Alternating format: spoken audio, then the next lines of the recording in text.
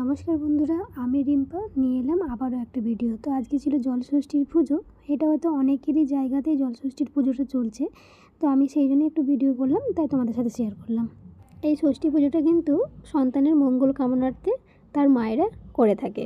নতুন করে ব্রাহ্মণ মশাইকে পরিচিত করার কিছু নেই, কারণ যেহেতু এটা আমাদের পার্মানেন্ট ব্রাহ্মণ, মানে সব বিষয়ে পুজো করে, তাই সেহেতু ভিডিও তোমরা দেখেইছো।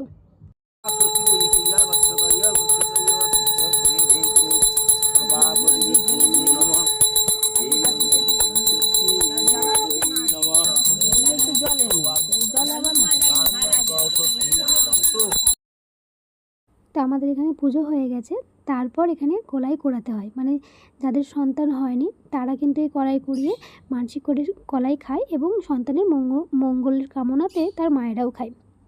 তো আজকের পুরো পুজো আমাদের এখানেই কমপ্লিট। তো দেখা হবে আবারও একটা অন্য ভিডিওতে।